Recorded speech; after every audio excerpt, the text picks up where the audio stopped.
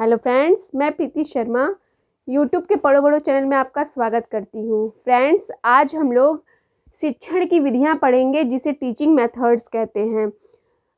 Teaching methods हमारे बहुत सारे हैं, जिसमें आज हम लोग दो विधियों को तुलनात्मक अध्ययन करके पढ़ेंगे, तो ये चीज़ें आपको ज़्यादा अच्छे से समझ में आएंगी। ठीक है, तो आपके हर एक एग्ज़ाम में, चाहे वो टैट हो, सी टैट हो, सुपर टैट हो, या जो KVS के भी जो एग्ज़ाम लगे हैं सेंट्रल के, उसमें भी शिक्षण की विधियों से रिलेटेड क्वेश्चन आते हैं। तो आइए देखते हैं किस तरह से क्वेश्चन आते हैं। तो जैसे पूछेगा कि आगमन विधि के जनक कौन है या आगमन विधि के प्रतिपादक कौन है। ठीक है, वैसे ही पूछ लेगा कि निगमन विधि के जनक कौन है या निगमन विधि के प्रतिपादक कौन है। तो आपको यहाँ पे देख रहे हैं कि आगमन और निगमन विधि, दोनों विधियों को मैंने सामने एक साथ रखा है, इसलिए कि इनका तुलनात्मक अध्ययन करना हमारे लिए बहुत ही आसान हो जाए। तो देखिए यहाँ पे आगमन विधि के भी जनक कौन है, अरस्तु हैं, और निगमन विधि के भी जनक अरस्तु हैं। ठीक, अब आ जाइए देख लेते हैं कि ये दोनों विधियाँ कह क्या रही हैं या इन दोनों विधियों के नियम क्या हैं।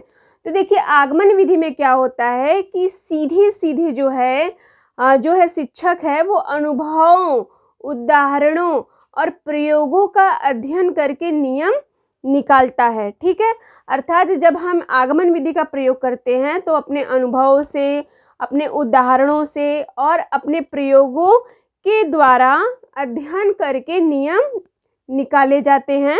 तो ये हमारी आगमन विधि है। ठीक, इसमें जो है शिक्षण की जो प्रमुख विधि होती है वो किस पे केंद्रित होती है, छात्र केंद्रित होती है। यहाँ आगमन विधि का जो केंद्र बिंदु है छात्र होता है। ठीक है, वही इस विधि में करके सीखने पे बल दिया जाता है, इसीलिए इसे मनोवैज्ञानिक विधि भी कहते हैं। ठीक है, अर्थात मनोवैज्ञानिक विधि क्या कहती है कि बालक जब तक करके नहीं सीखेगा तब तक वो ज़्यादा नहीं सीख सकता है या सजीव रूप से नहीं सीखेगा। करके सीखेगा तो करके सीखने में उसके साथ बहुत सारी समस्याएं उत्पन्न होगी, बहुत सारे उसमें बहुत सारे घटक होंगे, बहुत सारे उसमें उसके मनोवैज्ञानिक विधि का वो प्रयोग करेगा, जिससे कि उस समस्या को समाधान करने में वो बहुत सारे उसमें प्रत्यय जोड़ेगा। ठीक है, और उसे हल करेगा। तो आइए देखिए इस विधि आगमन विधि में बहुत सारे जो हैं कुछ मुख्य पॉइंट्स हैं। जैसे कह रहा है कि ये विधि जो है उदाहरण से नियम की ओर बताती है या जाती है। कह रहा है कि इस विधि में क्या करते हैं, पहले हम उदाहरण देते हैं और उदाहरण देके नियम निकाले जाते हैं। ठीक है, दूसरा कह रहा है कि स्थूल से सूक्ष्म की ओर, तो ये विधि जो है स्थूल से सूक्ष्म की ओर जाती है। ठीक है, फिर जो नेक्स्ट हमारा है कि विशिष्ट से सामान्य की ओर, अर्थात जो हमारा टॉपिक है या जो हमारा कह सकते हैं जिस विषय वस्तु को हमें पढ़ाना है वो विशिष्ट से सदैव सामान्य की ओर बढ़ने की ओर ये विधि जाती है। फिर नेक्स्ट जो नियम है कह रहा है कि ज्ञात से अज्ञात की ओर, अर्थात बालक को जिस विषय का ज्ञात है, वो जिस विषय के बारे में जानता है, वो उससे रिलेट करके अज्ञात की ओर उसे बढ़ने के नियम की तरफ हम अग्रसर होते हैं। फिर कह रहा है मूर्त से अमूर्त की ओर, अर्थात ये नियम क्या कहता है कि कोई भी मूर्त है, अर्थात मूर्त मतलब प्रत्यक्ष है, दिख रहा है, और उस प्रत्यक्ष से हम अप्रत्यक्ष की ओर जाएंगे। देखिए कह रहा है ना कि प्रत्यक्ष से प्रमाण की ओर, अर्थात मूर्त है। मान लीजिए कि अगर हम लोग जैसे उपासना करते हैं तो ईश्वर की उपासना करते हैं ना, तो ईश्वर की उपासना किस रूप में करते हैं, मूर्त रूप में। एक मूर्ति रहती है, उसकी उपासना करते हैं। फिर उसके बारे में उसके बाद हम उस अध्यात्म में जाते हैं जिसमें हमारे बहुत सारी ज्ञानेंद्रियां एक्टिव हो जाती हैं। ठीक है, तो वही कह रहा है कि मूर्त से अमूर्त की ओर, प्रत्यक्ष से प्रमाण की ओर ये विधि जाने की बात करती है। वहीं देख लेते हैं निगमन विधि को। तो देखिए निगमन विधि आगमन विधि का जस्ट उल्टा होता है या जस्ट अपोजिट होता है या जस्ट विपरीत होता है। तो देखिए ये विधि क्या कहती है कि ये इस विधि में सीधे विद्यार्थियों को नियम का ज्ञान दे दिया जाता है, अर्थात जो हमारा प्रकरण है, जो हमारा टॉपिक है, उसमें सीधे सीधे उसके विषय वस्तु की नियम बताए जाते हैं, सिद्धांत बताए जाते हैं, और उस नियम के बाद उदाहरण देके उन नियमों को क्या किया जाता है, समझाया जाता है, एक्सप्लेन किया जाता है। ठीक है, तो इसमें जैसे क्या था कि उदाहरण दे के नियम पे जा रहे थे, और यहाँ पे सीधी बात कि नियम से उदाहरण की ओर जाने की बात करता है। ठीक, इस विधि में जो केंद्र बिंदु होता है वो शिक्षक होता है, अर्थात शिक्षक केंद्रित निगमन विधि होती है, शिक्षक पे आधारित होती है। ठीक, इस विधि में शिक्षक ही सारे नियम क्या करता है, बताता है। शिक्षक ही क्या करता है, यहाँ पे बालक करके सीख रहा है ना, तो ये मनोवैज्ञानिक विधि है, यहाँ पे शिक्षक ही सारे नियम बताता है। ठीक, अब देखिए इस नियम में कुछ मुख्य जो पॉइंट्स है, जैसे कह रहा है कि नियम से उदाहरण की ओर। वहीं आगमन विधि में क्या हो रहा था, उदाहरण से नियम की ओर जा रहे थे, पहले उदाहरण दे रहे थे फिर नियम की ओर जा रहे थे।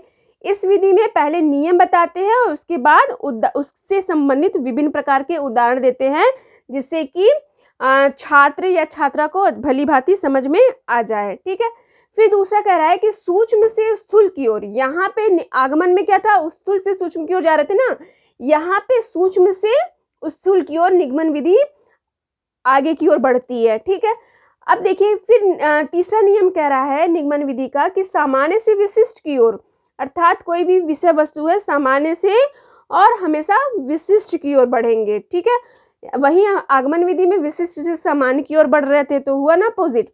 फिर देखिए आगमन विधि में कह रहा था ज्ञात से अज्ञात की ओर, लेकिन निगमन विधि में उल्टा हो जाएगा, अज्ञात से ज्ञात की ओर जाना है। बालक किसी विषय वस्तु के से संबंधित अज्ञात है तो उसे हमें ज्ञात की ओर ले जाना है। ठीक, पांचवा नियम कह रहा है कि नियम से उदाहरण की ओर। ठीक है, तो इस विधि में क्या हो रहा है, नियम से उदाहरण की ओर जा रहा है छात्र जो है। फिर नेक्स्ट जो इसका है कि यहाँ पे जो है आगमन विधि में प्रत्यक्ष से प्रमाण की ओर जा रहा था, लेकिन निगमन विधि में प्रमाण से प्रत्यक्ष की ओर। पहले हम उसको उसके सामने मतलब कि छात्र के सामने प्रमाण प्रस्तुत करेंगे और प्रमाण से फिर प्रत्यक्ष की ओर हम आगे बढ़ेंगे। तो ये जो है हमारी जो शिक्षण विधियाँ जो आज हमने टॉपिक स्टार्ट किया है, तो इसमें हम जैसे बताएं कि 11 से 14 हमारी विधियाँ होती हैं, टीचिंग मेथड होते हैं, जो शिक्षण अधिगम प्रक्रिया में प्रयोग करके हम छात्र के मनोवैज्ञानिक दृष्टिकोण को देखते हुए छात्र की शिक्षण अधिगम प्रक्रिया में सुधार करते हैं या शिक्षण के प्रति उसे अट्रैक्ट करते हैं, आकर्षित करते हैं।